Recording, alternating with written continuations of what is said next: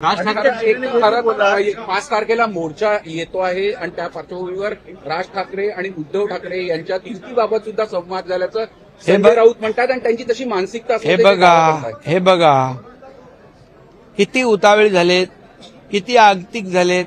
हे का वेळ आली? एका ज्या पक्षाला तुम्ही संपलेला पक्ष म्हणत होते, ज्या पक्षाला तुम्ही कसपटा समान समजत होते, आज त्यांच्याबरोबर युती करा युती करा युती करा म्हणून ही पाळी का आली? याचं आत्मचिंतन केलं पाहिजे, आत्मपरीक्षण केलं पाहिजे. आणि दुसरी गोष्ट, ज्या अगोदर मागच्या महाविकास आघाडी सरकारने जे धोरण स्वीकारलं, परंतु आम्ही मराठी सक्तीची केली आहे, हिंदी सक्तीची नाही. मुख्यमंत्र्यांनी आणि स्पष्ट शब्दात देखील सांगितलंय, मी मुख्यमंत्री आणि शिक्षण मंत्री अधिकारी बसले, त्यांनी या बाबतीमध्ये लोकांशी चर्चा करायला सांगितलं. स्टेक होल्डर जे आहेत त्यांच्याशी बोला.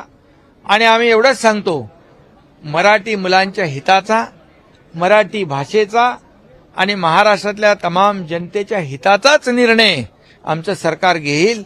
आम्ही पहिल्या दिवसापासून कुठेही अहंकार त्या लोकांसारखा बाळगला नाही.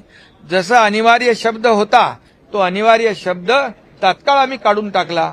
आणि या बाबतीत देखील मुख्यमंत्री महोदय अंतिम निर्णय घेतील आणि तो या महाराष्ट्रातल्या जनतेच्या, मराठी भाषेच्या आणि मराठी मुलांच्या हिताचाच असेल, एवढंच सांगतो. राज ठाकरे आपल्यावर असा आरोप पण त्याच्यातून राज केलाय की आपण दोघा भावांच्या युतीमध्ये निषेधाचा खडा टाकलाय. अरे आम्हाला काय करायचंय? लोकशाहीमध्ये कोणी आंदोलन करू शकतो, लोकशाहीमध्ये कोणी कोणाच्या कुठल्याही पक्षाबरोबर युती करू शकतो. हे 2019ला पाहिलं ना. 2019ला ज्यांनी तुम्हाला मतदान केलं त्यांच्या पाठीत खंजीर खुपसला. ज्या काँग्रेसला बाळासाहेबांनी दूर ठेवलं, त्या काँग्रेस बरोबर तुम्ही घरोबा केला. हे महाराष्ट्रातल्या जनतेने पाहिलंय.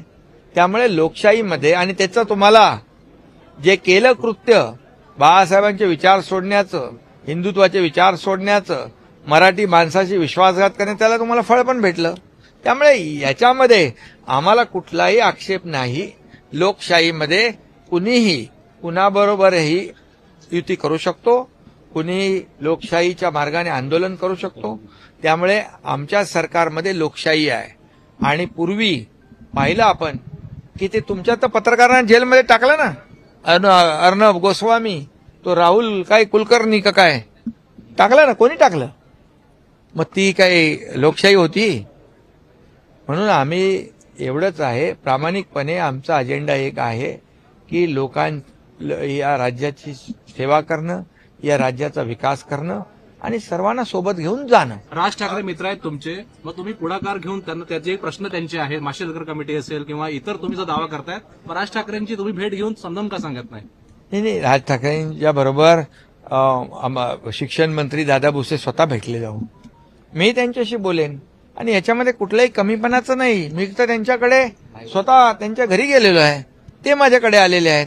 आणि जेव्हा कुठल्याही राज्यातल्या जनतेच्या प्रश्नांचा विषय येतो, समस्यांचा विषय येतो, त्यावेळेस राज ठाकरेजी मोकळ्या मनाने लोकांच्या पाठीशी राहतात, लोकांची बाजू मांडतात आणि ते सरकारशी संवाद साधतात.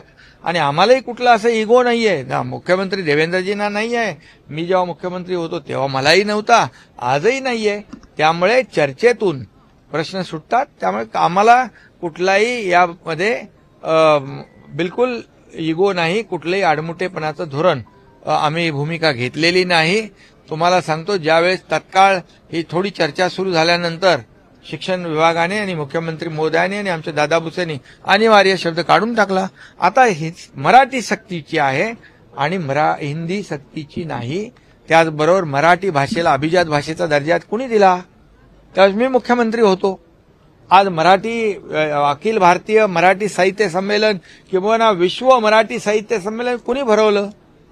त्यामुळे मराठी भाषेच्या बद्दल या महाराष्ट्रामध्ये कुठली तडजोड आम्ही केलेली नाही आणि करणारही नाही.